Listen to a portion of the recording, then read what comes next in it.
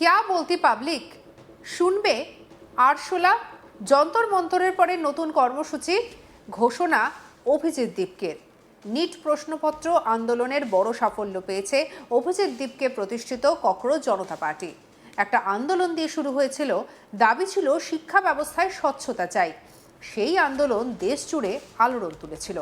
তারপর থেকে একটাই প্রশ্ন ঘুরছিল রাজনৈতিক মহলে, এটাই কি শেষ, নাকি এটা ছিল আরও বড় কিছুর শুরু?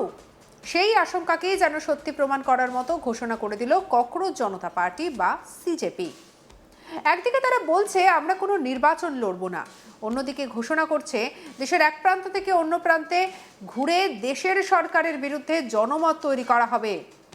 এখন প্রশ্ন উঠছে, এটা কি শুধুই সামাজিক আন্দোলন, নাকি ভোটে না নেমেও দেশের রাজনীতির ভিত নাড়িয়ে দেওয়ার একটা প্রস্তুতি?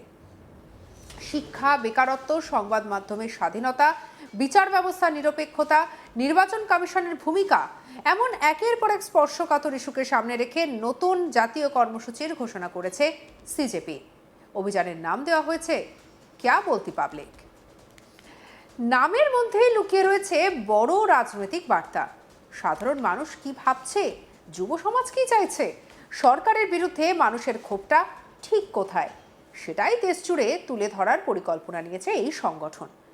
এই ঘোষণার পর থেকেই রাজনৈতিক মহলে একটা জোর চর্চা শুরু হয়েছে, কারণ ভারতে শুধু এই ঘটনা খুব একটা দেখা যায় না, যেখানে একটা সংগঠন নির্বাচনে না লড়েও একেবারে সরাসরি সরকারের বিরুদ্ধে জাতীয় স্তরে জনমত করার কর্মসূচি ঘোষণা করে।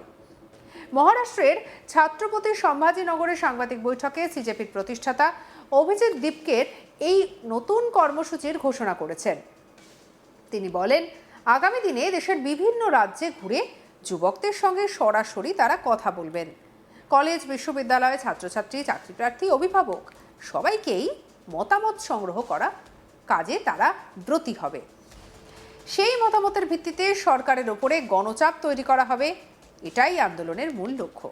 দীপকের দাবি, ভারতের 65% বেশি মানুষের বয়স 35 বছরের নিচে, অথচ দেশের রাজনীতির এই বিপুল যুব সমাজের প্রকৃত সমস্যা নিয়ে খুব কম আলোচনা হয়।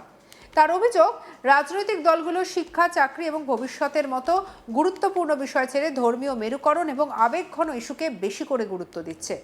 তিনি প্রশ্ন তোলেন, একজন ছাত্রের ভবিষ্যৎ, একজন বেকারের চাকরি কিংবা একজন অভিভাবকের সন্তানের পড়াশোনার খরচা, এসব নিয়ে সংসদে কতটা আলোচনা হয়?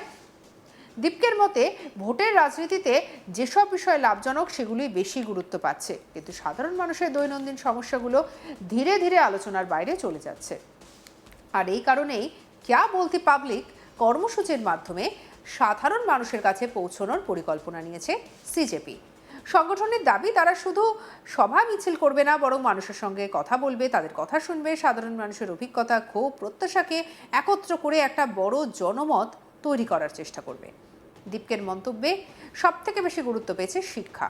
তিনি অভিযোগ করেন, দেশের শিক্ষা ব্যবস্থা ক্রমশ ব্যবসায় পরিণত হচ্ছে। তার দাবি, অনেক বেসরকারি স্কুলে প্রথম বা দ্বিতীয় শ্রেণী ছাত্রছাত্রীদের বার্ষিক ফি 1 লক্ষ থেকে 1.5 লক্ষ টাকার মধ্যে পৌঁছে গেছে। ফলে মধ্যবিত্ত পরিবারের পক্ষে সন্তানকে ভালো শিক্ষায় শিক্ষিত করা ক্রমশ কঠিন হয়ে পড়ছে। সিজেপির প্রতিষ্ঠাতা অভিজিৎ দীপকে কি বলছেন শুনবো। कॉकरोच जनता पार्टी का अब आगे का एजेंडा क्या है, कॉकरोच जनता पार्टी आगे जाकर क्या करने वाली है? तो मुझे आप सभी लोगों को बताते हुए खुशी हो रही थी कि कई सारे लोग हमें मैसेजेस कर रहे थे, कमेंट्स पर पूछ रहे थे कि आगे क्या करोगे, आगे क्या करोगे। तो उस पर हम एक अनाउंसमेंट करने जा रहे हैं।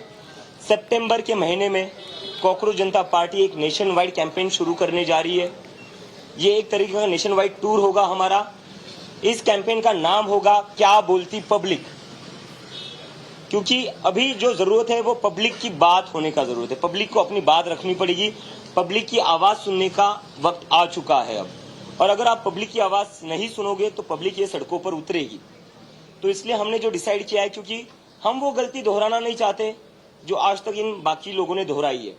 जंतर मंतर का जो हमारा एक्सपीरियंस रहा है, जो हमें समझ में आया है, वो ये रहा है कि इन लोगों का जो कोर फ्रस्ट्रेशन है, ये जो जेनजी है, इनका कोर फ्रस्ट्रेशन ये है कि इन लोगों को डिसमिस किया जाता है, इन लोगों को इग्नोर किया जाता है, इन लोगों से कोई बात नहीं करता, इन लोगों से कोई पूछता नहीं है कि आपकी एक्सपेक्टेशंस क्या है, आपकी प्रॉब्लम्स क्या है, आपके सपने क्या है, इस देश को लेकर आपकी क्या उम्मीदें हैं, क्या होप्स है, ये कोई पूछता नहीं। तो हम वो गलती दोहराना नहीं चाहते। कॉकरोच जनता पार्टी कौन से मुद्दे उठाएगी, ये भी एक बहुत क्यूरियोसिटी है, तो इस पर मैं बोल देता हूँ। एजुकेशन रिफॉर्म्स एक सबसे बड़ी हमारी टॉप प्रायोरिटी रहेगा, क्योंकि आज हमारी देश की जो भी हालत है वो इसी की वजह से, क्योंकि एजुकेशन प्रायोरिटी नहीं है, ना वो किसी भी पॉलिटिकल पार्टी की है, ना वो सरकार में जो लोग बैठे हुए, ना उसकी प्रायोरिटी है। तो इसलिए एजुकेशन रिफॉर्म्स हम चाहते हैं। आज की डेट में हमारे देश में एजुकेशन अनअफोर्डेबल बन चुका है। अगर किसी को अपने बच्चे को स्कूल में भेजना है, एडमिशन दिलवाना है प्राइवेट स्कूल में, सरकारी स्कूलों की तो क्या हालत कर रखी है हमने दिखाई है। पिछले 10 साल में 94,000 सरकारी स्कूल बंद कर दिए गए। इन स्कूलों को सुधारा जा सकता था, रेनोवेट किया जा सकता था, लेकिन सरकार ने क्या चुना? सरकार ने सरकारी स्कूलों को बंद करना चुना, क्योंकि फायदा इससे सीधा प्राइवेट स्कूलों को होगा। तो सरकार की तो कहीं पर भी प्राथमिकता नहीं है कि कैसे ज्यादा से ज्यादा बच्चों को एजुकेशन मिले। हम वो बदलना चाहते हैं। हम चाहते हैं कि ये जो शिक्षा को इतना एक्सपेंसिव बनाया है, स्कूलिंग को इतना एक्सपेंसिव बनाया हुआ है, वो एक तो पहले कम हो जाए। कैसे कोई family, middle class family, lower middle class family अपने बच्चे को अच्छा एजुकेशन दिला सकती है, जब उनको हर साल 1-1.5 लाख की तो फीस ही देनी पड़ती है फर्स्ट या सेकंड स्टैंडर्ड के लिए। उतनी तो ना इनकम होती है, ना सेविंग्स होती है फैमिलीज की। जो परिवार 40-50 हजार कमाता है, घर चलाने में उसके 30-40 हजार जाएंगे, बचेगा क्या? बचेंगे 10 हजार हर महीने के। कहां से एक साल के वो 1-1.5 लाख भरेंगे? तो ये सबसे पहले कम होना चाहिए। प्राइवेट स्कूलों पर कैप लगना चाहिए फीस के रिगार्डिंग।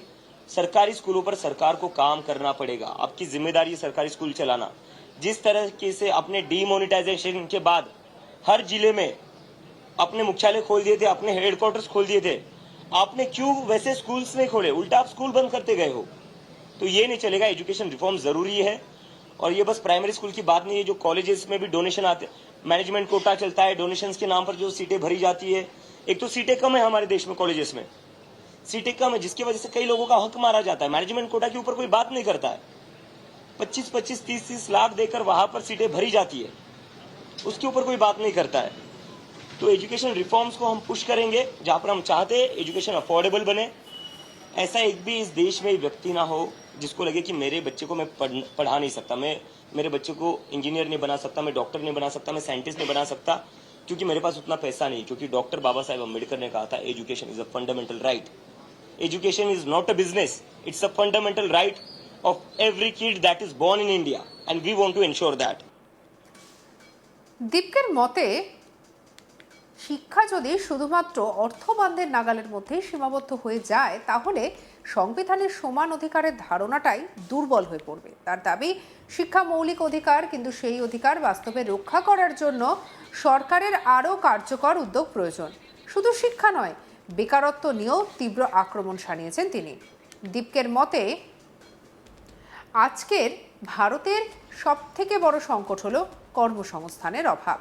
তিনি বলেন, লক্ষ লক্ষ শিক্ষিত যুবক উচ্চশিক্ষা শেষ করেও উপযুক্ত চাকরি পাচ্ছে না। একটি উদাহরণ দিয়ে তিনি প্রশ্ন তোলেন, কোনো ছাত্র কি ছোটবেলা থেকে ডেলিভারি বয় হওয়ার স্বপ্ন দেখে? তার বক্তব্য, কোনো পেশাকে ছোট করা নয়, কিন্তু উচ্চশিক্ষা অর্জনের পরও যদি যোগ্যতার সঙ্গে মিলিয়ে কাজ না পাওয়া যায়, সেটি সেই দেশের অর্থনৈতিক এবং নীতি নির্ধারণের বড় ব্যর্থতা। এই পরিস্থিতিতে অনেক যুবকের মনে প্রশ্ন তৈরি হচ্ছে, এত পড়াশুনো করে লাভ কি? দীপকের মতে বেকারত্ব শুধু অর্থনৈতিক সমস্যা নয়, এটি এখন সামাজিক এবং রাজনৈতিক সংকটে পরিণত হয়েছে। আপনার কি মতামত জানাতে ভুলবেন না। সাবস্ক্রাইব করুন আজ তাক বাংলাকে।